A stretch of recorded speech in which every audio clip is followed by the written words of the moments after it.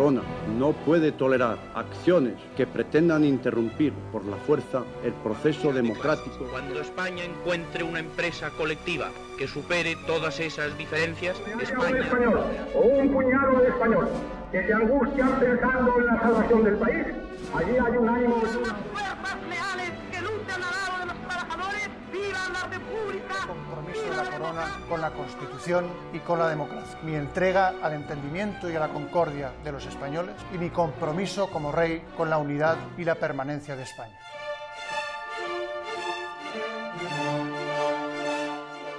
Hola y bienvenidos de nuevo a Culturas Políticas, un podcast de Frontera Ediciones en colaboración con El Independiente. Comenzamos el año 2022 con una serie retrospectiva sobre los principales errores que ha ido cometiendo la política española en los últimos 200 años para llegar a una España con un populismo creciente, una unidad territorial constantemente amenazada y una pérdida de peso en el panorama internacional. Por ello, hemos bautizado a la serie con el clarificador nombre de ¿Cuándo se jodió España? Para adentrarnos en estos problemas vamos a remontarnos al siglo XIX, donde se empieza a fraguar el sistema político que nos ha traído hasta el día de hoy. Y para estudiar la época contamos hoy con Jorge Vilches, profesor universitario desde hace más de 2 décadas y colaborador habitual de medios de comunicación como La Razón o COPE. Actualmente es profesor de Historia del Pensamiento y de los Movimientos Sociales y Políticos de la Universidad Complutense y su último libro se titula La tentación totalitaria, publicado junto con Almudena Negro en la editorial Almuzara. Jorge, gracias por acompañarnos. Un placer, gracias a vosotros. Junto a él están nuestros colaboradores habituales. Por una parte, el director de Culturas Políticas y profesor de la Universidad Rey Juan Carlos, David Sarias. Buenos días. Buenos días, David. Buenos días, Jorge. Y el escritor y periodista Álvaro Petit. Hola de nuevo, Álvaro. Hola, buenos días. Les habla Javier Collado, también desde la Rey Juan Carlos. Les recordamos que pueden contactar con nosotros a través del correo electrónico culturaspolíticas@fronteraediciones.com y del Twitter @culturpol. Recordamos brevemente cómo entra España en el siglo XIX.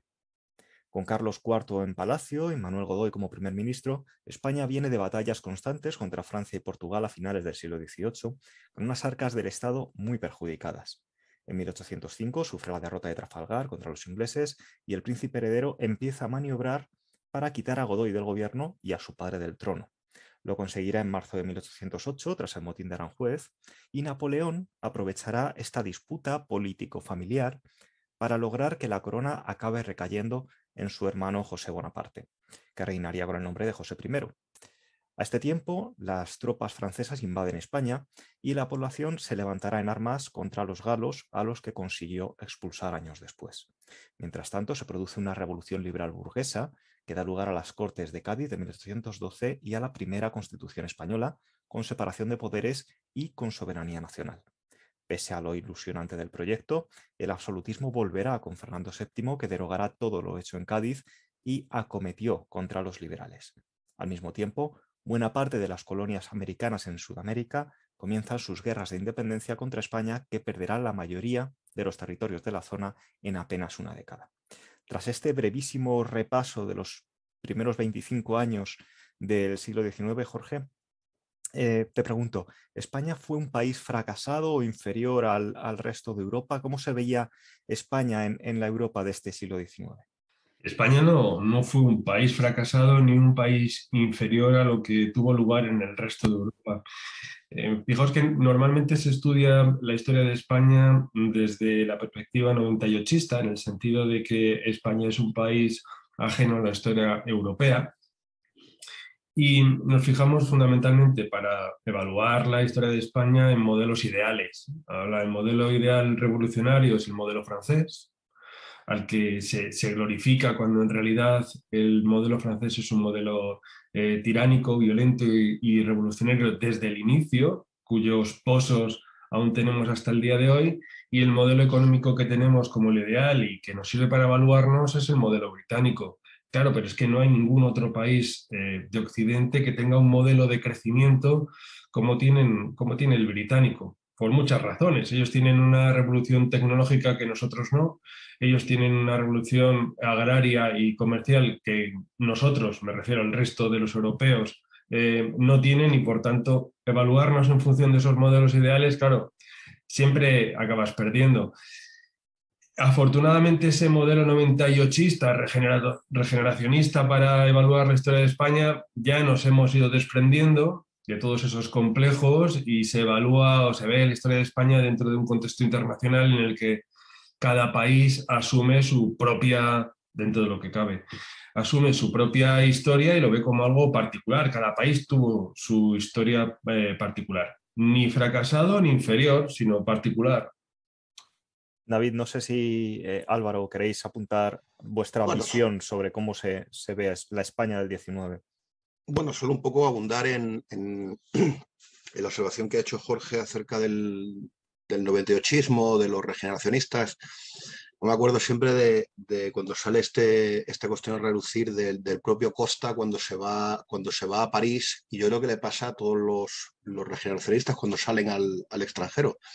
Y él confunde todo Francia con ese punto en el espacio-tiempo en París. Claro, él queda deslumbrado por la gran urbe europea. Y entonces el baño de sangre que es la Vendée, el desastre de opereta que fue el Segundo Imperio, todo esto a Costa se le olvida.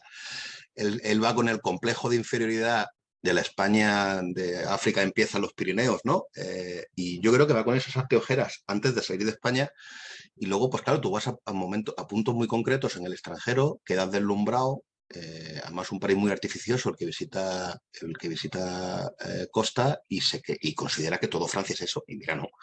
De hecho, la historia francesa, en España, por ejemplo, durante todo el reinado de Isabel II, siempre hay una constitución, que ya es más de lo que pueden decir los franceses. O de nuevo, si comparamos la llegada al poder de Napoleón III, la operetada aquella y incluso su gobierno, con lo que ocurre en España, a mí me da la impresión de que nosotros somos más serios de que en España se hace una política más seria, que ya es decir, de lo que se hace, por ejemplo, en Francia. Incluso, Jorge, y aquí te vuelvo a lanzar una pregunta, incluso comparado con el Reino Unido, aquí en España se hace una serie de reformas aceleradas en el plano económico, que es el que tú has mencionado, y sé que me salto la mini escaleta que tenemos. Pero en España, por ejemplo, las dos desamortizaciones, con sus luces y sus sombras, introducen una serie de reformas económicas muy significativas, de secularización de la tierra y de puesta de la tierra y de la propiedad en manos del mercado, que son políticas muy traumáticas, como ocurre de nuevo en el resto de Europa. No sé si esto te parece correcto, yo que lo digo desde un poco el punto de vista cuñado de no especialista en la materia. Por supuesto que sí. Cuando en 1834 echas un vistazo a toda Europa, te das cuenta de que solamente hay 4 países, que tienen un régimen representativo y que están estableciendo medidas liberales para crear un mercado nacional y competir a nivel internacional, que son el Reino Unido, Francia, los Países Bajos y España. Eso ya te dice mucho. Es decir, ¿cómo se compadece eso con la historia, una idea de una España atrasada? Y nuestra relación con Francia es paradójica, porque nuestros monárquicos liberales del siglo XIX de Francia cogen lo mejor, que es el liberalismo doctrinario, el liberalismo conservador de Benjamín Constant en adelante. Hay un libro magnífico de Luis Díez del Corral, que es el liberalismo doctrinario, publicado en un año muy complicado en España, como es 1944-1945, imaginaos. En los años nacionalsindicalistas de la dictadura de Franco, publicar un libro sobre los liberales españoles. Los monárquicos liberales, como decía, cogen lo mejor, mientras que nuestros republicanos cogen lo peor. Cogen lo peor de la idea republicana francesa, que es la idea de la ingeniería social y la idea de la utopía, con ese vínculo con el socialismo utópico, el Pi Margall, que recibe al peor Proudhon, porque Proudhon sí tiene cosas muy interesantes para el análisis de la vida política francesa o para el análisis de la economía, pero Pi Margall recoge lo peor, que es atención, que estéis sentados, el pacto sinalagmático conmutativo y bilateral, que, como os podéis imaginar, en la España del siglo XIX eso podía entender pues cualquiera, desde el carretero hasta el ujier del Congreso de los Diputados, o un Fernando Garrido que recoge todo el movimiento asociativo de ideas socialistas que viene de Francia. De ahí que, mientras que los monárquicos liberales intentaron llegar a un sistema político, digamos, neutro, en el que la administración fuera una institución arbitral y neutral, donde se jugara la vida política, los republicanos querían una forma de Estado para darle la vuelta a España. Era una idea más revolucionaria, en el peor sentido francés, que la que tuvieron los monárquicos españoles. Es decir, los monárquicos van a coger lo mejor de Francia, que es aquello de Guizot, del centro convergente, buscar lo ecléctico, es decir, lo que funcione, mientras que los republicanos son visionarios, exclusivistas, revolucionarios, quieren darle la vuelta a la tortilla española y crear el hombre nuevo en la sociedad nueva. Son ingenieros sociales, los republicanos.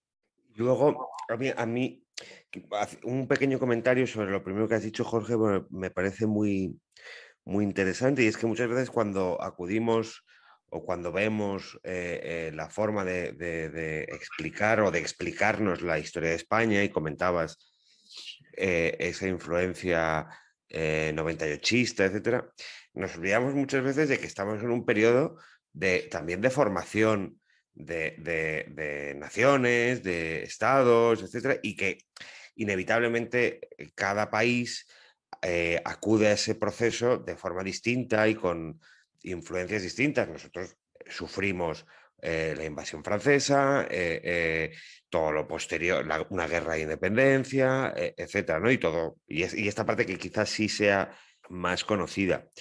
A mí me gustaría que pudieras hacernos un bosquejo o una descripción de cómo es ese liberalismo español, porque hay una cosa que es que a mí me ha resultado y siempre me resultó muy curiosa, y es que el liberalismo no se autodenominaba democrático.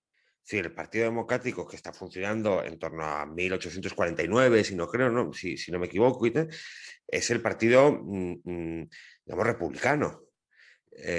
O donde hay una amalgama de republicanos, primeros socialistas, no sé muy bien qué hay, pero el liberalismo no se autodenomina democrático. Entonces,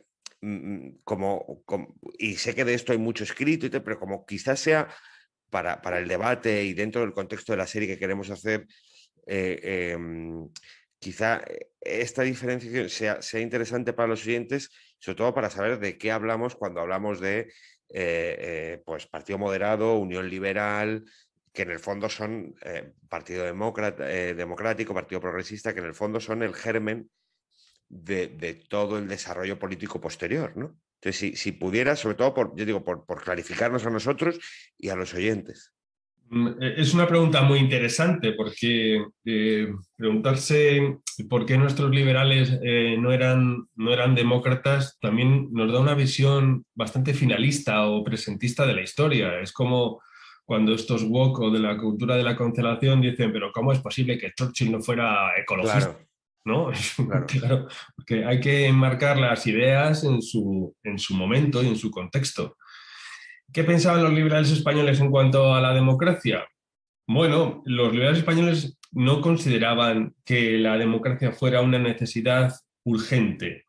Los liberales consideraban que lo urgente era acometer reformas en el sentido liberal, es decir, primero crear un gobierno representativo en el que, pues como había empezado desde Cádiz, la voluntad nacional estuviera representada, y la mejor manera de representar la voluntad nacional, la soberanía nacional, era que se eligieran aquellas personas que por sus conocimientos o su experiencia vital, es decir, sus actividades económicas, fueran fieles representantes por su naturaleza intelectual y económica, fieles representantes de los intereses nacionales. Pensemos, por ejemplo, en el egoísmo ilustrado de Adam Smith, es decir, cómo esos burgueses, actuando de una forma egoísta, económicamente egoísta, benefician al conjunto nacional. Ellos pensaban que esos representantes representaban, o nunca mejor dicho, a toda la nación. Por otro lado, nuestros liberales tampoco eran tontos. Ojo, es decir, la mayor parte de los españoles, estamos hablando pues, más de un 80% de los españoles, eran analfabetos.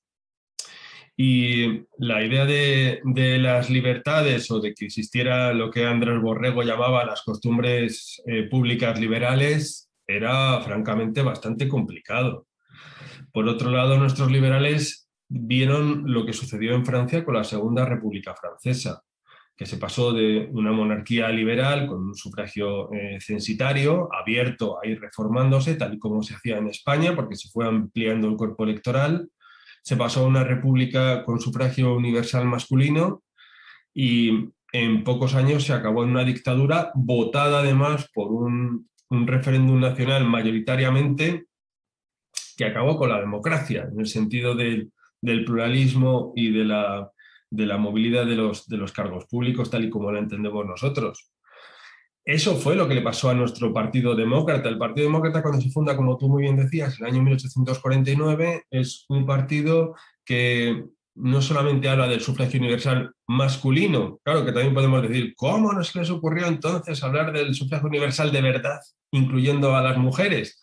Claro, porque tenemos que meternos en la mentalidad de la época, que es una de las cosas difíciles de hacer, de trasladar a los alumnos, porque solamente como nota a pie de página, los alumnos nos llegan a la universidad como fenomenales jueces morales, pero con un conocimiento histórico bastante deficiente, justamente por lo que te estoy contando de la incapacidad que tienen para situarse en el momento y valorar las cosas tal y como sucedieron entonces y no como nos gustaría ahora que hubieran pasado.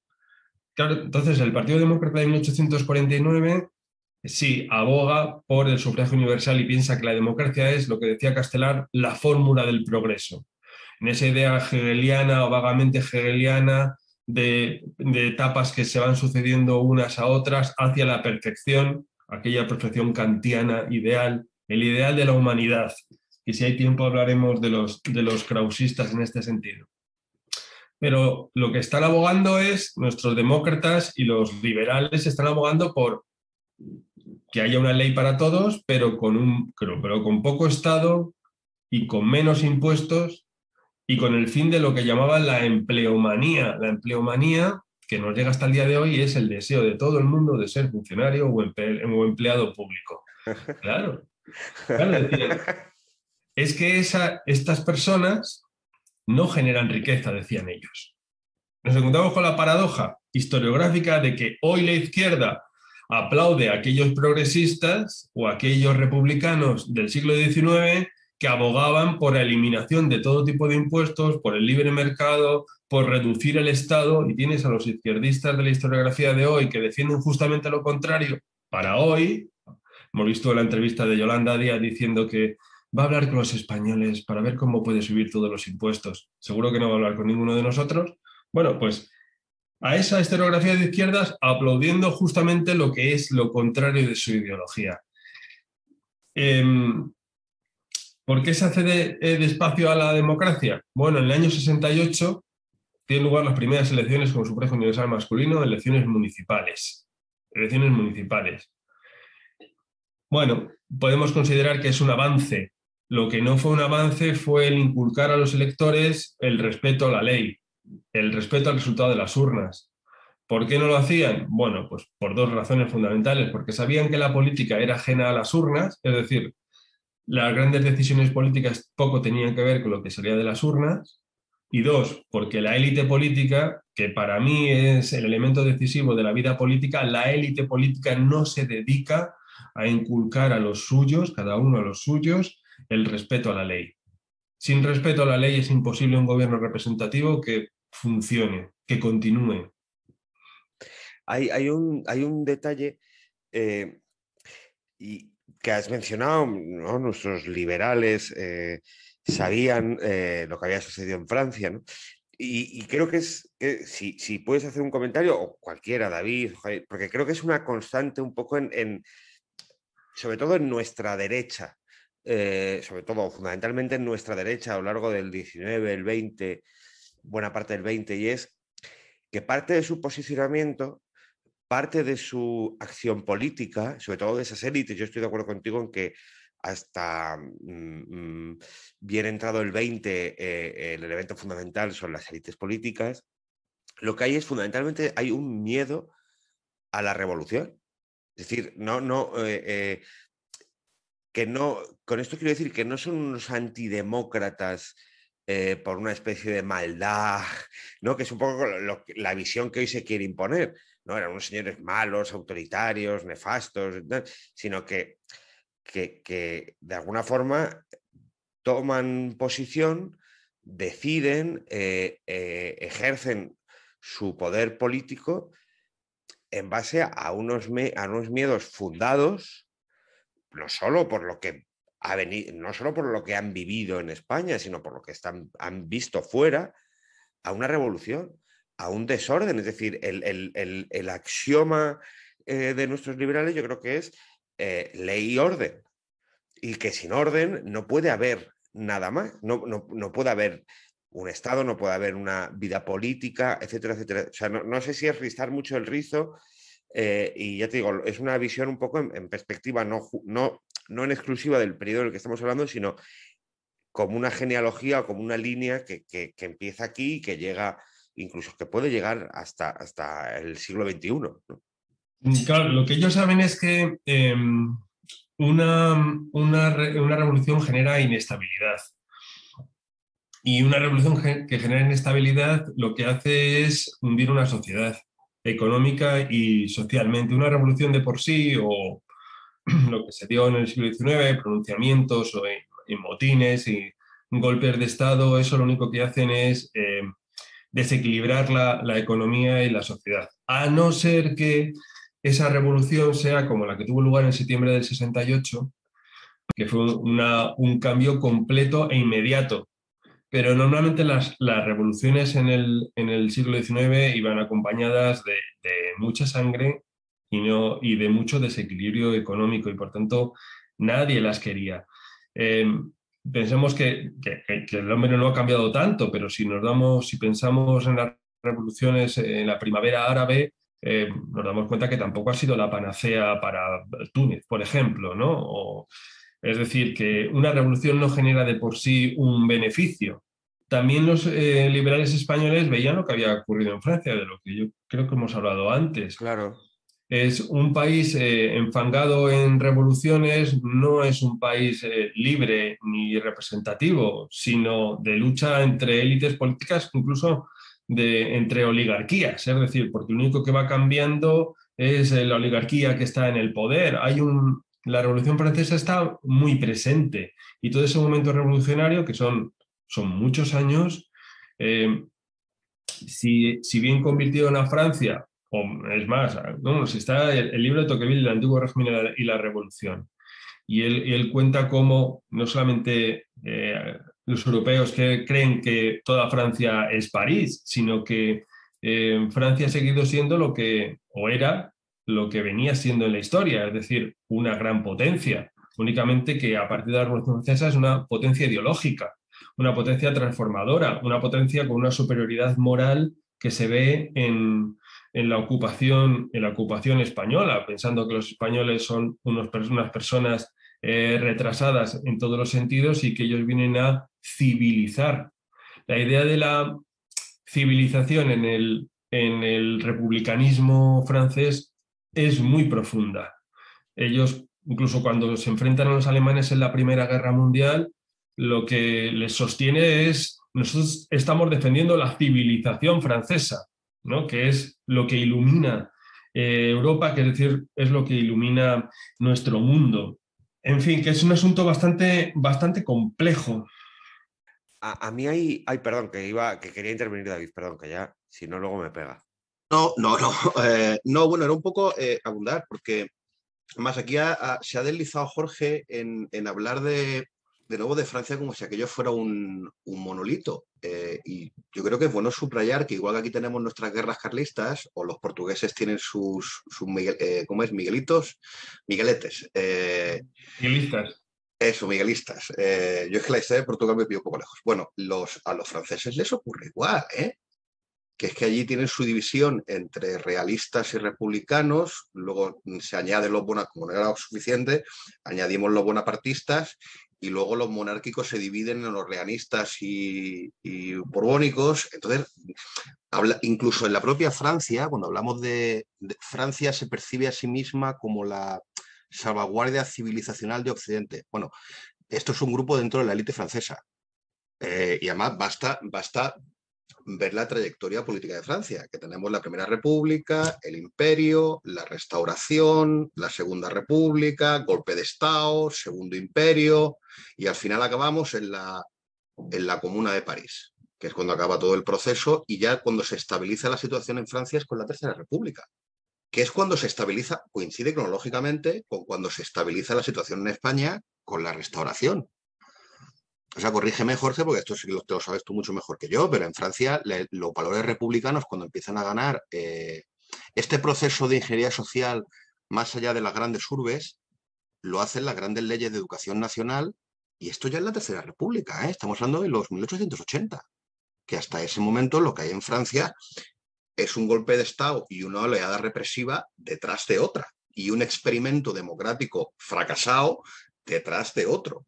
Y además están conectados. Se ensaya, como lo has explicado tú muy bien, se ensaya la democracia, fracasa y tenemos un resurgir autoritario.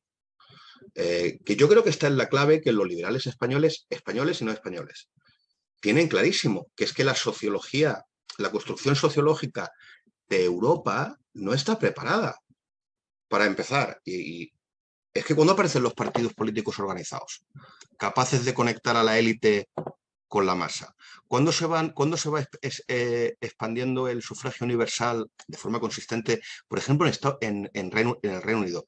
Oye, que el sufragio universal en el Reino Unido que se implanta después de la Primera Guerra Mundial, ¿eh? Que aquí parece que allí sean demócratas desde la época de Cromwell. Y sí, son demócratas censitarios. Igual que en España. De hecho, el secreto del éxito británico es que en vez de hacerse a golpe de impulso y de reacción de espadones, se va haciendo poco a poco de una expansión del sufragio muy lenta, con unas corruptelas enormes, que lo que hacen es darle estabilidad al sistema político, que en el fondo es lo que se ensaya en España. Yo creo que en España hay una tensión entre anglófilos, como por ejemplo Cánovas, que es muy consciente de esto, y francófilos exaltados, que solo ven de Francia lo que quieren ver, porque ellos perciben las luces, perciben la herencia ilustrada, y se les olvida la guillotina, o se les olvida el golpe de Estado de Napoleón III, al que tú aludías antes. Es simplemente abundar en parte en lo mismo, que es que el proceso español es el normal y natural de la época. De hecho, estamos un poco en la vanguardia de la evolución política. Yo solo me acuerdo de Riego, por ejemplo, cuando se da el golpe de Riego, que instantáneamente en Nápoles se convierte en un héroe. Y de hecho la Constitución del año 12 se convierte en un modelo, además con los mismos resultados que en España, que es que no funciona. Y no funciona por los mismos motivos, porque ni la población está lo suficientemente educada, ni existen las estructuras, aparte de la educación, que esto suena muy pureta y muy conservador, es que no existen las estructuras de partido para conectar a la masa de la población, o incluso a una minoría de la población, con el poder. Los partidos son partidos de élites. En España, en Francia, en Reino Unido y en todas partes. ¿No? Sí, pero fíjate, yo creo que el problema de la democracia no es la existencia o no de partidos, porque, hombre, los partidos tal y como los entendemos ahora, que es una estructura profesionalizada y permanente, era muy difícil encontrarla en el siglo XIX, donde, para empezar, la palabra partido fue una palabra maldita. Cuando los primeros liberales, los puritanos, hablaron de dividir lo que era la masa parlamentaria en partidos, fijaos que partido viene de partir, de dividir, ¿no? Los progresistas dijeron que aquello era una medida extranjerizante, es decir, era una medida extranjera aplicada al espíritu nacional español, que era, por supuesto, nacional y, por supuesto, unificador, y que pretender dividir la voluntad nacional en partidos era extranjerizante, pero no solamente eso, sino que era un enorme mal. Jorge, solo un pequeñísimo inciso. Fíjate que en Estados Unidos ocurre exactamente igual. Los padres fundadores, contra lo primero que advierten, es contra la formación de partidos. La democracia es tan joven que ni siquiera los propios demócratas son conscientes de que para articularla hacen falta Pues dividir a la población en opciones políticas. Sí, porque efectivamente cuando piensan que la libertad se basa en la garantía del pluralismo, todavía queda mucho. Pero el segundo problema que tienen es el resultado de la democracia. Claro, cuando en 1840 los moderados plantean una ley provincial y municipal en la que se reserva el derecho al gobierno de sustituir a un alcalde cuando ese alcalde vulnere la ley, los progresistas en su labor de oposición se oponen, y no solamente eso, sino que arman un pronunciamiento porque consideraban que esa ley moderada iba contra ellos, cuando en realidad lo que los moderados planteaban era que ese ejercicio de la libertad municipal iba a tener como consecuencia que en las provincias vascas, o en Cataluña, o en Navarra, o en el norte de Aragón, se pusieran en manos carlistas los recursos municipales, que no eran pocos, porque era la formación de las quintas, es decir, para los millennials, el ejército permanente de la época, lo que es la mili, y la recaudación de impuestos. Y poner en manos de los carlistas en 1840, de una manera legal, las quintas y los impuestos podía ser un problema. De ahí que el gobierno se reservara la posibilidad de, legalmente, porque si está en la ley es legal, legalmente sustituir a esos alcaldes. Pero lo mismo tiene, es decir, la democracia tiene sus riesgos, como hemos hablado antes de la Segunda República Francesa, pero lo mismo ocurre en el llamado sexenio democrático. Ojo, que era, ¿y si en Cádiz, por ejemplo, o en Vic, o en Barcelona, o en Valencia, ganan las elecciones los federales intransigentes, los cantonales, y utilizan los recursos municipales para levantarse contra el gobierno democrático y legal elegido por todos los españoles? Eso era un problema también. Y vuelvo a lo anterior. Los dos obstáculos son la inexistencia de costumbres públicas liberales, es decir, la aceptación del adversario. El adversario tiene el derecho a existir. Voy a poner un ejemplo. En Madrid se funda en el año 1870 el Casino Carlista, porque Madrid, a pesar de lo que cuenta la historiografía, oye, era una ciudad plural, donde los barrios bajos entonces eran los que estaban cerca del Manzanares, por lo que es la Puerta de Toledo para abajo, Embajadores, eran carlistas. Bueno, cuando se funda el Casino Carlista en Madrid, no dura ni un día. Ni un día. ¿Por qué? Porque entran las milicias federales y lo arrasan. Pero lo arrasan literalmente. Es decir, la falta de costumbres públicas liberales es el otro tiene derecho a existir, y esa es la democracia. Tiene derecho a propagar sus ideas, tiene derecho a votar, tiene derecho a gobernar, tiene derecho a tener representantes. Y es tan español como tú, que eres federal, o como tú, que eres carlista. Falta de esas costumbres públicas liberales y luego de una élite política comprometida con la representación. Pero ya ocurrió en el reino de Isabel II. Se cargan las tintas sobre el papel de la corona y, claro, cuando nos preguntamos, ¿y qué hicieron los dirigentes políticos? ¿Qué hizo un Prim? ¿Qué hizo un Narváez? ¿Qué hizo un O'Donnell? ¿Qué hicieron los dirigentes políticos del Partido Moderado, del Progresista, de la Unión Liberal para consolidar esos regímenes representativos? ¿Aceptaron al adversario? ¿O bien hicieron todo lo posible para obstaculizar esos gobiernos y esa vida parlamentaria y asumir ellos el poder? Pues en cuanto uno se sale del mainstream y se sale del dogma historiográfico, se da cuenta que lo peor que pudo ocurrir en el reino de Isabel II fue el comportamiento de la élite política. Y dejaron en manos de la reina la decisión de quién tenía que gobernar, cuando en realidad era una decisión que tenía que partir de ellos. Y dejar a Isabel II al margen de las decisiones políticas, que eso es lo que era una monarquía constitucional de la época. Darle al rey, darle a la corona, la política ya masticada. No pensar que la masticara la reina y luego se la diera a los políticos de la época. Eso fue el gran problema que tuvimos en el reino de Isabel II, porque era una reina que lo que deseaba era tener su vida privada, nada más, si no deseaba participar en política. Pero si los dirigentes del momento delegaban en ella la decisión de quién gobernaba, si continuaba un parlamento, si se convocaban elecciones, pues evidentemente al final quien se responsabiliza de los errores no es la élite política, sino la reina. De ahí el destronamiento del año 68, porque pareció que el gran obstáculo era la reina Y lo que demostró el sexenio democrático es que el gran obstáculo no era la reina, sino los dirigentes políticos incapaces de llegar a un acuerdo sobre cómo tenía que funcionar un gobierno representativo, tan sencillo como es. Jorge, perdón Álvaro, es que ha comentado una cosa Jorge que quiero explorar. Perdona, no va a ser un segundo que me tiene que contestar, pero luego ya me callo, ¿vale? Jorge, yo creo que aquí has hablado de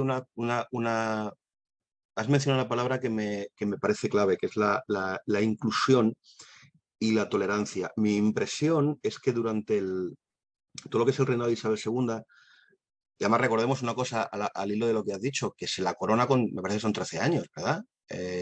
Porque como no se ponen de acuerdo entre ellos y las regencias no funcionan, la coronan con 13 añitos, que imagínate la preparación que tiene esta mujer para ejercer esta niña, para ejercer de la jefatura del Estado con 13 años. Pero bueno, mi impresión de la historia de su reinado es que sí hay un grupo liberal que tiene sus facciones que están incluidos dentro del mainstream que has llamado tú. Espartero se alterna con Narváez, se alterna con O'Donnell, entre ellos se odian, pero luego pactan. Estoy pensando en Espartero y O'Donnell, porque están todos operando dentro del mismo marco político. Y yo quería que nos hablaras de los excluidos. Y estoy pensando en las facciones más conservadoras. Estoy pensando en el carlismo, que a ver, el carlismo también en parte se autoexcluye, porque es que va a la guerra. Porque a mí me da la impresión de que ahí se produce una de las fracturas fundamentales de la política española que todavía tenemos hoy. Mencionábamos en la previa el anticlericalismo. Por oposición, entre que se excluye al carlismo y el carlismo se autoexcluye, y el carlismo se erige en defensor de la fe, en defensor de la Iglesia por defecto, al menos una parte muy importante, queda fuera del sistema. Y esto hace que los liberales, los isabelinos, los cristianos, como quieras llamarlos, o una facción dentro de ellos, alimenten el anticlericalismo. Yo estoy pensando, por ejemplo, cuando se producen las epidemias de tifus a mediados de siglo y el pueblo de Madrid piensa que son los monjes que están envenenando los pozos. Además me recordaba lo que está pasando ahora con los antivacunas. Entonces yo quería que exploraras esto un poco. ¿Quiénes son los excluidos de la España liberal? ¿Y qué consecuencias tiene eso? ¿Son solo los carlistas?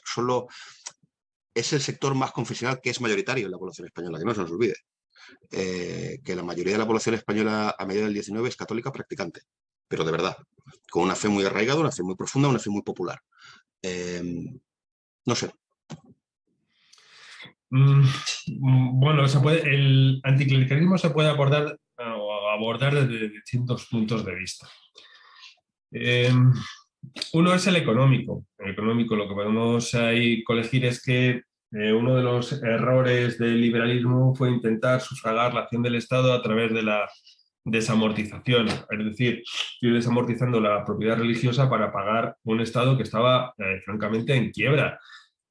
Mendizábal venía precisamente de eso. Mendizábal lo nombra presidente del gobierno por las buenas relaciones que tenía en Londres con los grandes inversores.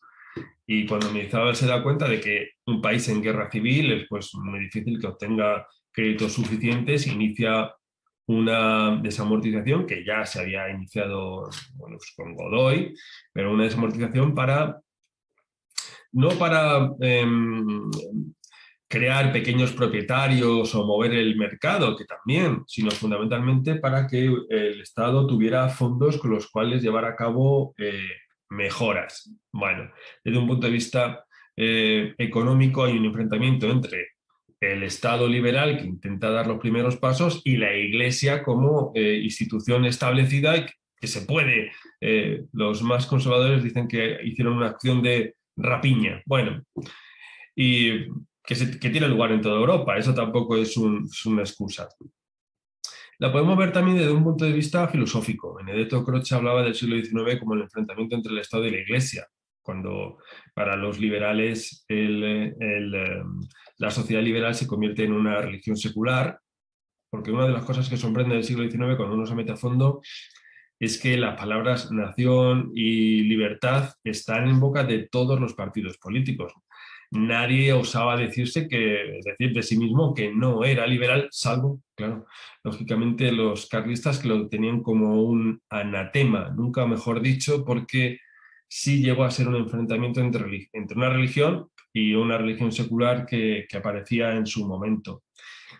En cuanto al anticlericalismo, bueno, el enfrentamiento de religiones es algo que está bastante estudiado, porque el liberalismo sí quería crear una sociedad nueva, con un nombre nuevo y libre, y basada en la idea del progreso, llegar a la parusía, es decir, a la sociedad perfecta del futuro. Y eso contradecía el ideal cristiano. Y el anticlericalismo, claro, procede no solamente de la primera guerra carlista, sino del uso que hicieron del enfrentamiento con la Iglesia algunos sectores de la izquierda. Es decir, si bien la Iglesia o una parte de la Iglesia sí fue esa estructura de partido de la que hablábamos antes, porque cada parroquia podía ser perfectamente un lugar de adoctrinamiento en las candidaturas monárquicas tradicionales o absolutistas o carlistas, como queramos llamarlas. Y eso se ve sobre todo cuando Cándido Nocedal lleva el carlismo a las urnas, cómo funcionan esos párrocos como agentes políticos. Hay un momento en el que en el año 1869, contra la libertad religiosa se movilizan los católicos y llevan a las Cortes un pliego con 3 millones de firmas. A ver quién hoy es capaz de conseguir, ni siquiera a través de change.org, 3 millones de firmas a favor de lo que sea, ¿no? Es una cuestión, yo creo que muy importante, a la cual no se le da la suficiente importancia. Y el anticlericalismo es un instrumento político. Es un instrumento político que sirve para la depuración. En todas las revoluciones hay hay momentos de radicalismo que sirven para hacer esas purgas y esas depuraciones.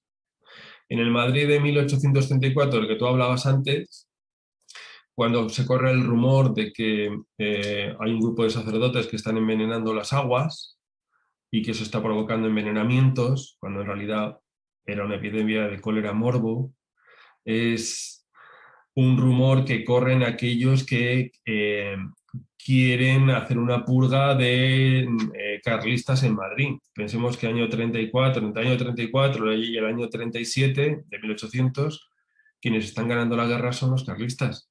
En el año 1837 llegan a Madrid y cercan Madrid y llegan al Retiro. Cosa que hoy, vamos, sería impensable, ¿no? Y no nos acordamos de ello, pero eran años muy complicados dentro de Madrid. Purgas habituales como tuvieron lugar, por ejemplo, en el Madrid de la Guerra Civil. Es decir, el bando acosado, digámoslo, el bando republicano, por llamarlo de alguna manera, en el Madrid del 36 se dedica a hacer purgas, a liquidar a los que estaban en el bando rebelde. Bueno, eso es el anticlericalismo, que llega, como todos muy bien sabemos, hasta el día de hoy.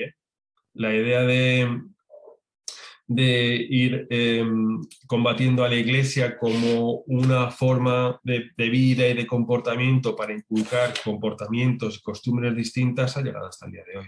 No hay diferencia. Álvaro, tenías pendiente una pregunta. Sí, no, además de alguna forma vinculado con el aspecto religioso que estamos hablando. Cuando has hecho el relato de Isabel II, de las élites, parte del mito mito, la realidad de Isabel II y sus amantes y tal, y de su golfería, claro, era promovida por los propios miembros, por las propias élites políticas. Pero al final, es decir, querían a la reina para manejar a la reina. Entonces, esto me sirve para preguntarte primero, yo tengo y a lo mejor estoy equivocado, yo tengo una muy mala opinión de las élites políticas isabelinas y una opinión bastante más indulgente de la reina, de la que tradicionalmente se nos ha transmitido, ¿no? Que era una reina, pues, de una voracidad sexual irrefrenable y más tonta que un zapato. Bueno, yo creo que esa es una crítica no exacta, o al menos no objetiva.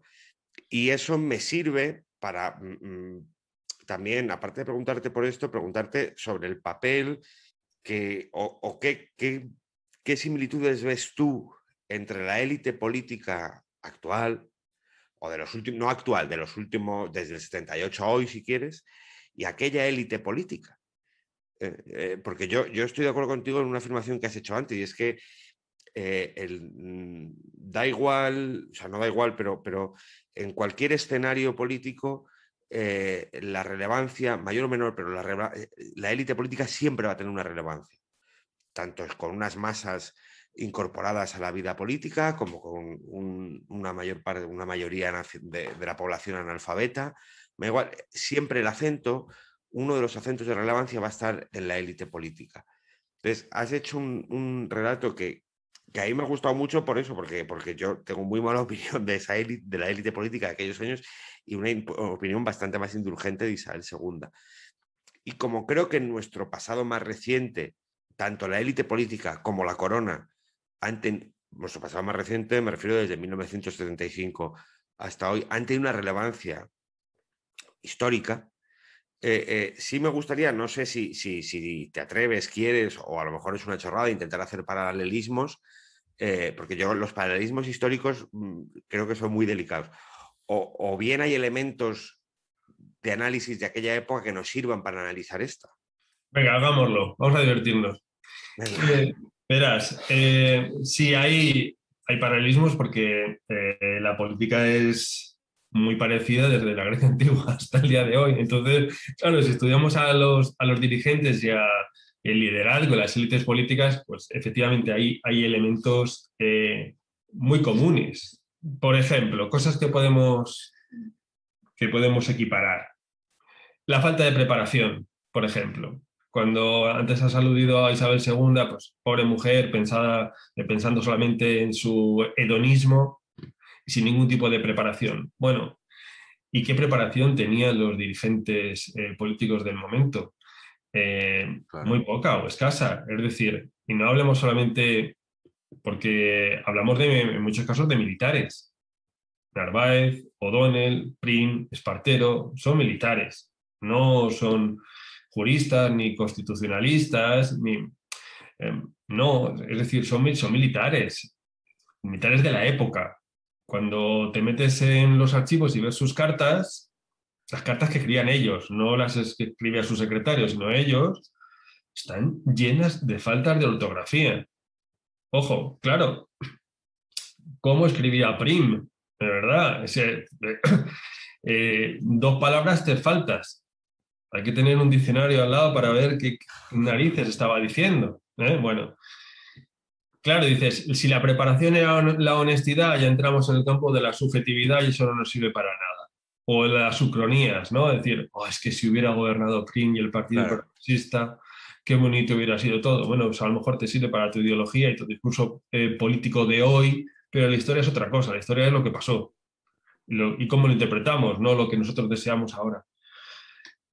Segundo elemento para comparar, la responsabilidad, pues lo que comentaba antes. ¿Cuál era el objetivo último? Si el objetivo último declarado de todos era el bienestar de España, no se les caía de la boca, pero ¿cómo? ¿Cuál era el camino, el puente para llevar a cabo eso? Claro, lo que pensaban la mayor parte de ellos era su gobierno exclusivo durante 4, 5, 10 años. Es decir, cuando Prim trae a Amadeo dice, y ahora va a empezar mi gobierno. Bueno, ¿y tú cómo lo sabes? Porque tendrá que haber unas elecciones, tendrá que decidir el pueblo español a través del sufragio universal masculino y decidir quién va a presidir el gobierno. No, dice, ahora va a empezar mi gobierno, el gobierno progresista democrático durante X años. Es decir, hay una idea de que el único gobierno legítimo es el gobierno propio. Hay una falta de responsabilidad y de compromiso con el sistema liberal y con la representación. Hay una falta de empatía con el otro. Todos son visionarios y todos son irresponsables. Y además eso, y si me equivoco me corriges, la culpable en última instancia por acción de esas élites políticas acaba siendo la reina. Sí, claro. A la que trasladan el peso de una vida política que no le corresponde. Efectivamente, es que es eso, porque como ellos lo que hacen es depositar en la decisión de la reina la vida política. ¿Por qué? Porque es una forma de irresponsabilizarse de los enfrentamientos entre los partidos y del resultado de los mismos o de las políticas incluso. De ahí, insisto, de ahí en que al final las revoluciones políticas para sustituir a unos por otros acabará siendo una revolución antidinástica para sustituir a la reina y crear otra cosa distinta. Y fueran incapaces de ponerse de acuerdo en qué cosa distinta tenía que suceder a Isabel II, porque el sexenio democrático es un fracaso tras otro. Y claro, un fracaso tras otro, y al final los españoles, que tampoco eran tontos, acaban viendo en Alfonso de Borbón y en la Restauración la única solución posible. Y todos los experimentos que hemos llevado a cabo no han funcionado. Eran absurdos. Volvamos a Alfonso. Volvamos a los Borbones. En el fondo es que es una élite diletante en el sentido moderno de la palabra, ¿no? Son unos diletantes en el que no se comprometen con su propia, o con lo que se supone que es su propia obra, que es la España liberal, sino con sus propias apetencias, su propia lógica de poder, y en el que ni siquiera, o sea, en el que empiezan cargando las tintas sobre la reina y se acaban cargando la corona. Es decir, no una persona en concreto, sino se acaban cargando la institución, que luego, como tú bien dices, en la Restauración vuelve también por una necesidad evidente, ¿no? Entonces, es esa irresponsabilidad que es un poco, en el fondo, la clave del fracaso de este sistema, es que crean un sistema en el que ni ellos mismos creen. No, pero no creen, ni siquiera creen en la opinión pública. Los políticos de la época, aquí si a ti te apetece, también se puede hacer una equiparación con los políticos actuales, aunque la política siempre ha sido así, se dedican a comprar los medios de comunicación, a comprar campañas en prensa, a fundar periódicos de partido. Hoy, si haces un balance de los periódicos o medios de comunicación que tenemos, podemos darle una inscripción ideológica muy clara y podemos también ver la mano de los políticos en los reportajes, en las entrevistas, en los artículos. Y, en fin, pues eso ya ocurría entonces. Por ejemplo, La Iberia era un periódico del Partido Progresista que dirigió Pedro Calvo Asensio, que tiene una calle muy pequeñita ahí en Moncloa, y luego dirigió Sagasta. Y La Iberia fue una escuela del Partido Progresista del cual salieron muchos políticos y era el órgano del partido. Bueno, pues el marido de María Cristina de Borbón, la madre de Isabel II, que era Fernando Muñoz, el duque de Riansares, compró La Iberia en muchas ocasiones. La compró, ahí están las cartas a Sagasta diciendo: ahora me vas a sacar este artículo, ahora me vas a sacar este otro, vas a hacer una campaña a favor de la vuelta de María Cristina, que estaba exiliada en Francia, una a favor de la vuelta de María Cristina a España. Es decir, la injerencia de los políticos en la prensa también te da una idea de que cuando están hablando de la opinión pública de España, del pueblo, de la voluntad de todos, en realidad en muchos casos es retórica hueca, porque son ellos los que están moviendo por detrás lo que parece la opinión nacional cuando en realidad está financiada. Bueno, pero esto ocurre en España y en toda Europa. O sea, y la en mala... todo el mundo.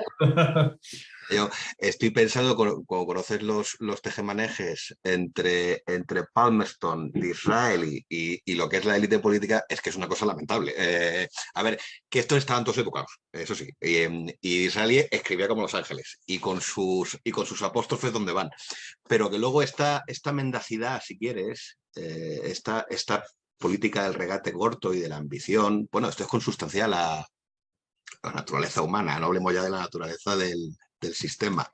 Y teniendo esto en cuenta, pues nos hemos puesto muy apocalípticos y muy como vaya mierda de historia que tenemos, vamos a llegar a la conclusión de que efectivamente España se jode en este periodo. Entonces yo quería rescatarlo un poco, Jorge, si es que esto es rescatable. quería mencionar por un lado una cosa que es una curiosidad personal. El efecto de la guerra de la independencia. Yo no sé, seguro que lo está, yo tampoco lo he buscado. Si hay una comparación entre los efectos, la destrucción que produce la guerra de la independencia con, por ejemplo, la destrucción que se produce durante la guerra civil, que yo creo que no deben de andar muy lejos. Y esto creo que es importante porque la situación de postración en la que nos deja la salida de los franceses es que el ejército de ocupación francesa arrasa todo lo que toca. La destrucción de la cabaña ganadera, la destrucción de los cultivos, que son las principales fuentes del país. Vamos a cualquier ciudad española, a cualquier monumento español, y lo más normal es que te encuentres una plaquita diciendo, bueno, pues esto hubo que reconstruirlo en la segunda mitad del 19 o en la primera del 20 porque esto los franceses lo volaron. Entonces yo quería preguntarte en qué medida la intensidad de la destrucción, tú has mencionado antes, es que el Estado se tiene que financiar a base de esas amortizaciones porque no hay de dónde recaudar. ¿En qué medida esto se explica, estos padecimientos del Estado, por la destrucción de la guerra? Más luego acompañada de las guerras carlistas. Esto por un lado, es una pregunta que te quería hacer. Si estoy exagerando yo este efecto de la guerra de la independencia o no. Porque es bueno ponernos en contexto sobre qué bases está construyendo el Estado liberal, que son unas bases muy difíciles en lo económico. Y luego, por otro lado, a ver si le damos a esto un aire optimista, Jorge, de no todo se jode en el 19. Y yo ayer, preparándome el podcast, me tropecé con la división territorial del 22, con la reforma territorial del año 33, con el plan Pidal del 45, con el Lalismo Llano del 57, que sí que son leyes imperfectas, que son leyes que luego, pues sobre todo estas dos últimas educativas, que nunca se terminan de implantar en condiciones, que la educación se deja en manos de la Iglesia, paradójicamente con lo que hablábamos antes, pero son leyes que se empiezan a poner en marcha ahora. Lo que todo el mundo menciona, la formación de la Guardia Civil, de una fuerza de policía nacional disciplinada y moderna. Moderna para los estándares de la época.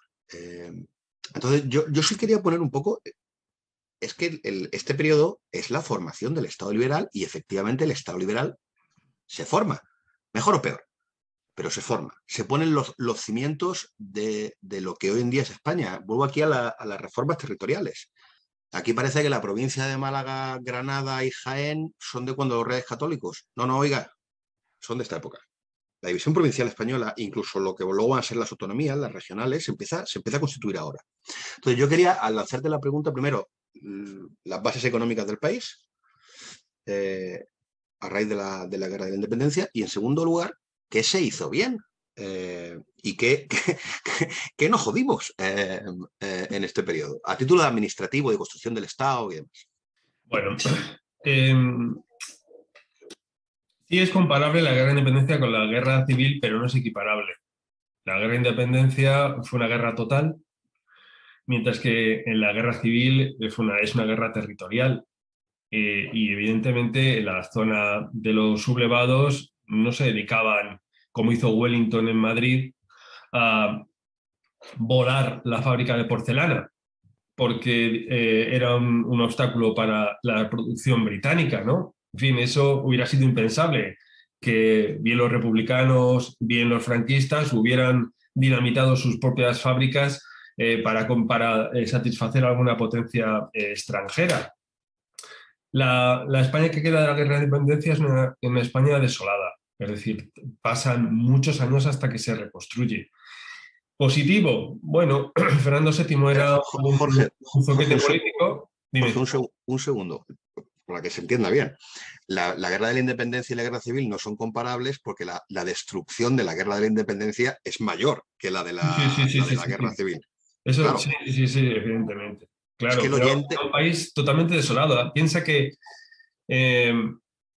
lo que le faltaba a España era lo que empezaban ya a tener otros países, como sobre todo el ideal del Reino Unido, o comenzaba a tener Francia, que era un mercado nacional. Para tener un mercado nacional no hace falta solamente tener sectores productivos, sino que tienen que estar comunicados. Lo que no existía en la España de Fernando VII, cuando él llega al trono, era un mercado nacional. Y a eso sí se dedican los economistas de su reinado. Es decir, a crear una ordenación territorial, que es la de las provincias que tú dices, para crear un mercado nacional conectado. Entonces comienza a pensarse no solamente en ir distribuyendo territorialmente la producción, es decir, pues crear esa producción nacional que abastezca el país, sino tener algún tipo de relevancia exterior y crear vías de comunicación. Y empieza a pensarse en el ferrocarril. Y es justamente el primer ferrocarril español, se establece en una zona súper desarrollada de lo que era entonces España, como fue Cuba. En Cuba se hace el primer ferrocarril español, ¿para qué? Para fomentar la actividad económica de la isla, que había compensado, en cierto modo, la pérdida del resto de colonias. Sí fue muy positivo en ese sentido el reinado de Fernando VII desde un punto de vista territorial, que le da un orden y concierto, y desde un punto de vista económico, el Código Civil, el Código Mercantil, es de la época para crear ese mercado nacional.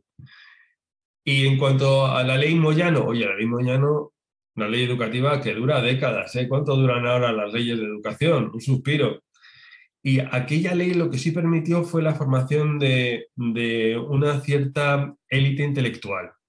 La vida, porque aparte de la educación religiosa, se empieza a crear una educación pública, sobre todo lo que es una educación superior, y la vida universitaria en las grandes ciudades, no solamente Madrid y Barcelona, sino la histórica de Salamanca y de otras capitales españolas, fue muy interesante, o de Oviedo, fue muy interesante, sí, y eso fue gracias a Ley Moyano. Si ves el mapa de Madrid de la época del reinado de Isabel II, por ejemplo, dices, pero bueno, si es que la proporción de edificios universitarios para lo que era Madrid era descomunal. Tenías una facultad, lo que puede ser hoy una facultad de medicina, que es el Hospital de San Carlos, que sobrevive todavía cerca de la glorieta de Atocha.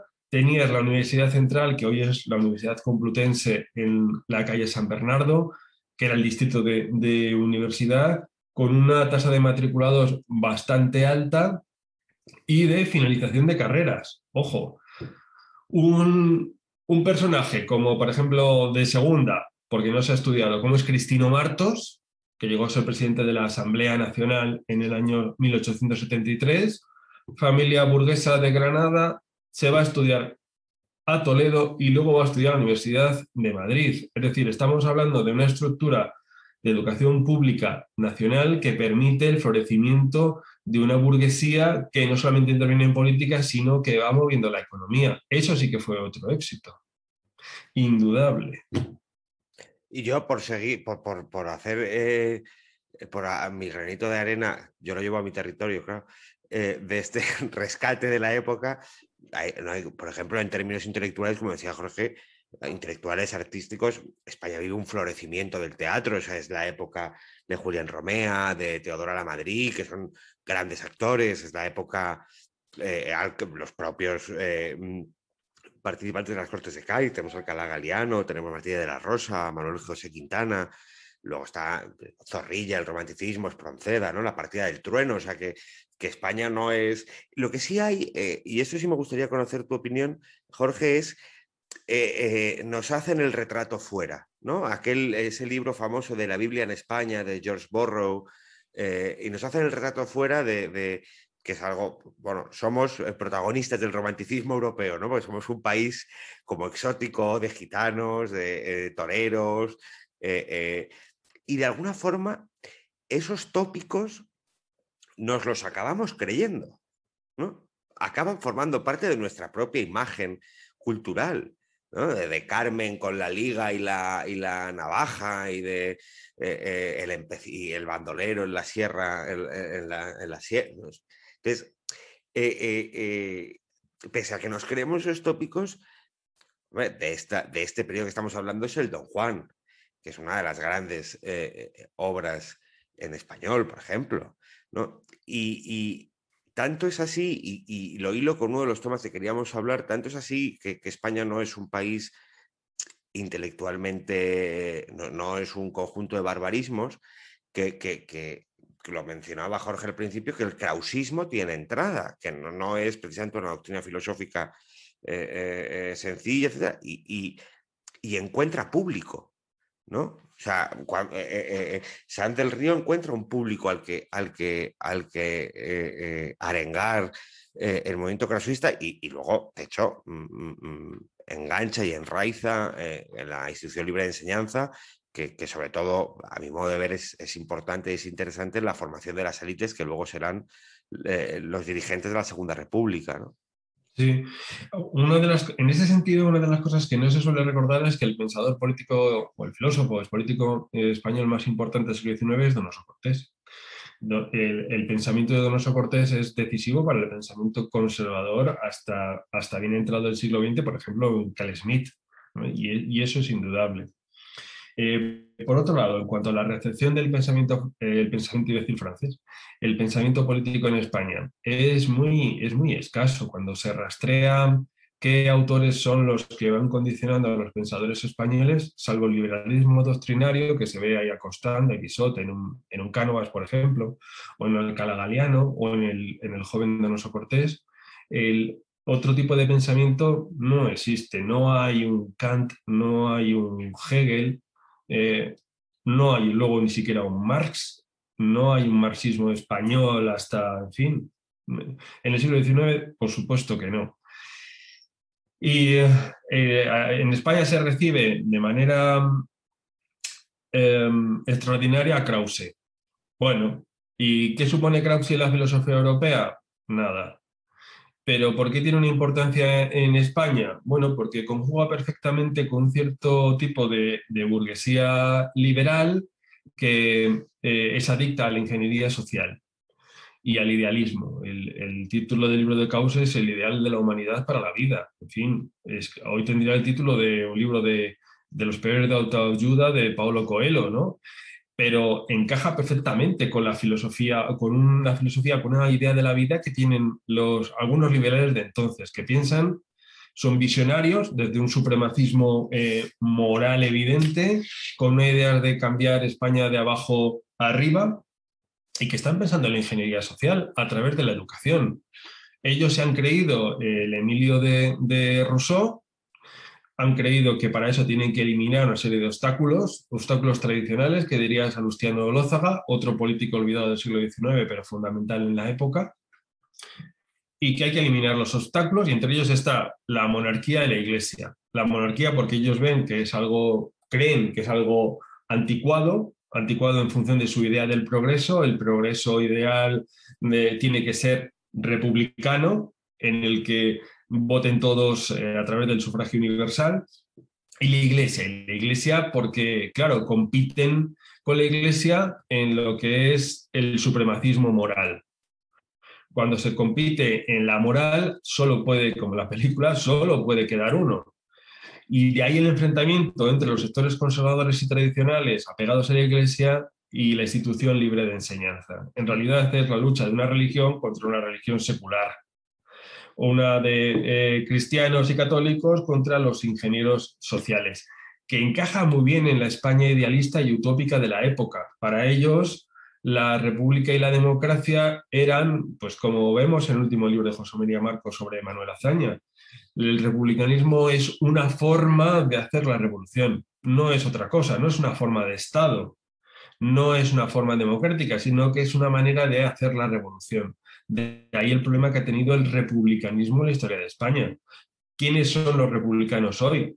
¿Quiénes son los que abanderan hoy o que llevan la bandera republicana en la calle? Pues aquellos que quieren acabar con la monarquía, acabar con el libre mercado, acabar con la patronal, nacionalizar o estatalizar todas las empresas. Es decir, detrás de la república hay un proyecto de ingeniería social y de revolución. Eso es lo que es Krause para esa izquierda liberal a mitad del siglo XIX. Una manera diferente de hacer la revolución en España. Jorge, yo querría aquí que, aprovechando esta última intervención, que ahondaras en el origen de los republicanos en España. Lo comentábamos en la previa. Aquí se restaura Fernando VII siendo enormemente popular. Luego fue una filfa, pero él era popular. Y la opinión pública española, por llamarla de alguna forma, era una opinión pública monárquica. Cuando se corona Isabel II ocurre igual. Y sin embargo, durante su reinado ocurre algo. Entonces yo quería que ahondaras, que nos explicaras cuáles son los orígenes del republicanismo en España y quiénes son estos republicanos, estos primeros republicanos que van a plantar la idea de la Primera República, que siendo un completo desastre, sigue teniendo este lugar, no sabría cómo llamarlo, desde luego no tan exaltado como la Segunda República, pero tiene un lugar idealizado, ¿no?, en la memoria democrática, quizás sea la palabra ahora, española, en la que aquello fue un experimento maravilloso que salió mal por accidente, pero que aquella era la línea correcta. ¿Cuál es el origen de esta familia intelectual? ¿Dónde se originan los republicanos en España? Hay que distinguir lo que es la historiografía republicana, que es de mitificación, de martirologio, de crear los padres fundadores de la República en España, de lo que es la realidad en cuanto al impacto del republicanismo español. Si es cierto que esa historiografía sí pretende hacer que los primeros republicanos españoles, pues finales del siglo XVIII, comienzos del siglo XIX, estamos hablando de individualidades que no tenían apenas repercusión política. Cuando el republicanismo empieza a tener algún tipo de repercusión es a finales del reinado de Isabel II y especialmente en el sexenio democrático. Sin embargo, los primeros republicanos sí es cierto que viven de ideales que al final resultan contradictorios, porque aquí los primeros demócratas aplaudían mucho, por ejemplo, los primeros republicanos aplaudían mucho a Espartero. Espartero, que fuerza su regencia en 1840 y acaba convirtiéndose para todos en un dictador cuya dictadura consigue aunar a moderados y progresistas para echarle. Luego tienen la realidad de la Segunda República Francesa, donde el sufragio universal acaba con la misma república, y finalmente el batacazo que se llevan en el sexenio democrático, donde son incapaces de llevar la utopía federal a una república que funcione. El republicanismo tiene unas raíces, insisto, hay que diferenciar la mitología republicana de lo que fue la realidad del momento. Una última pregunta que no te quiero dejar que te escapes sin preguntártela. El día tenía dos, pero la voy a fundir en una. Política exterior. Fúndela en media. Vale, política, que la verdad es que se nos ha alargado mucho esto, pero quiero por lo menos tocarlo. Política exterior y el ejército. Y yo creo que política exterior y el ejército se pueden fundir en Marruecos. En el inicio de las campañas de Marruecos, con las consecuencias que todos sabemos que va a tener. Entonces, España tiene un ejército extraordinariamente caro, porque se incorporan los carlistas, pero este ejército con un cuerpo oficial es sobredimensionado, que durante todo el periodo que estamos evaluando hoy es un ejército liberal, hasta que incorporamos a los carlistas, claro, pero bueno, en principio es un ejército liberal, en el que España, durante un periodo en el que España tiene una política exterior muy rara. Lo único que es consistente es la intervención en Marruecos. Yo ayer, preparándomelo, veo la intervención en la Conchinchina, veo que fue una cosa extrañísima, en plan Napoleón III, la recuperación de Santo Domingo, que fue otra cosa extrañísima, que nos viene sobrevenida, la guerra con la República Sudamericana. Es una política exterior que a ojos del no experto parece espasmódica, y parece que en realidad la idea española está dedicada a otra cosa, que es básicamente los conflictos internos. Un ejército muy grande, muy eficaz, y en el background detrás está Marruecos. Las primeras intervenciones en Marruecos, que además se glorifican, Prim se gana sus laureles, O'Donnell también.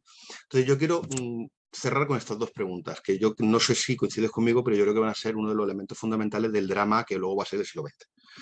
Que es, ¿qué pasa con el ejército? ¿Cómo va evolucionando? Y con la política exterior española, en concreto la cuestión marroquí.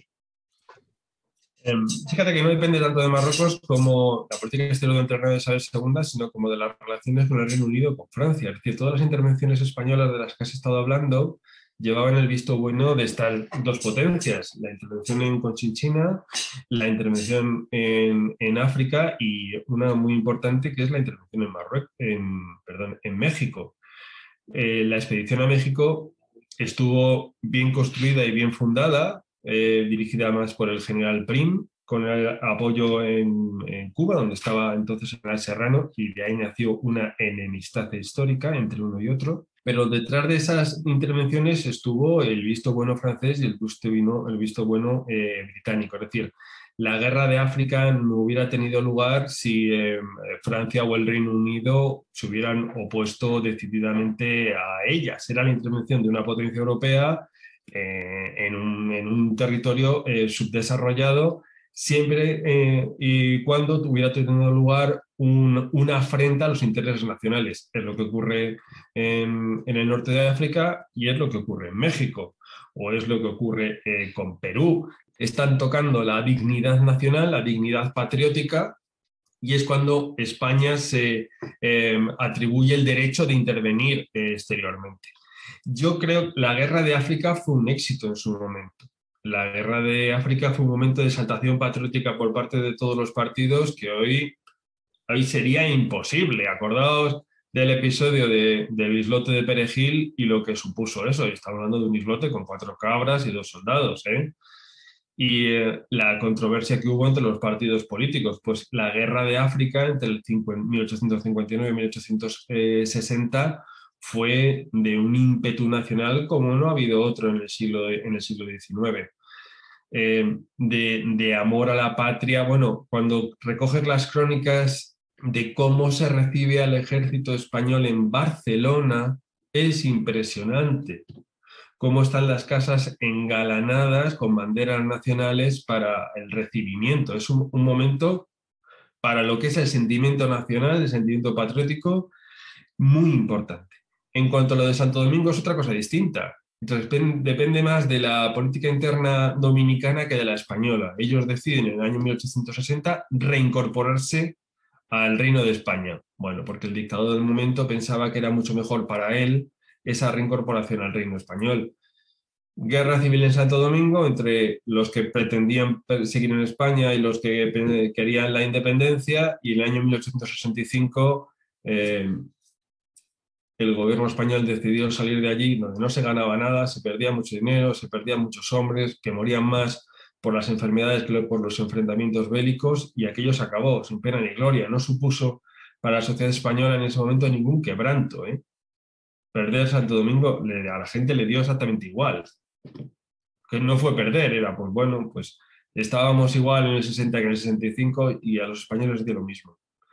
No fue una política, volviendo a la pregunta inicial, de un país inferior ni un país fracasado. Más fracasos tuvieron los italianos en sus guerras de independencia, donde no ganaron ni una sola batalla. O sea, todas las batallas de la independencia italiana la ganaron por ellos, fundamentalmente los franceses. Y luego fue toda una guerra civil entre los napolitanos y los piamonteses, y en fin, con Garibaldi, Víctor Manuel. En fin, fue muy distinto. No fue inferior ni tenemos por qué sentirnos avergonzados por ello. Muy bien, pues muchas gracias, Jorge, por acompañarnos, y bueno, pues simplemente recordar a la audiencia que este es solo el primer episodio de la serie, que nos meteremos ya en el berenjenal de la Primera República y todo el final del 19 en el próximo episodio. De nuevo, gracias, Jorge, por acompañarnos. Espero que hayas estado cómodo esta horita y pico que has estado aquí con nosotros. Sí, por supuesto. Muy cómodo y muy divertido. Pues nos alegramos mucho. También daros las gracias a Álvaro Petit y a David Sarias por estar un programa más aquí. Hasta el próximo programa. Gracias a ti y sobre todo al invitado, Javier. Javi y Jorge, muchas gracias por aguantarnos 1 hora y pico. Les habló Javier Collado. Recuerden que pueden hacernos llegar sus sugerencias y opiniones a través del correo electrónico culturaspolíticas@fronteraediciones.com y del Twitter @culturpol. Les esperamos dentro de 2 semanas en un nuevo episodio de esta serie Cómo se jodió España en Culturas Políticas.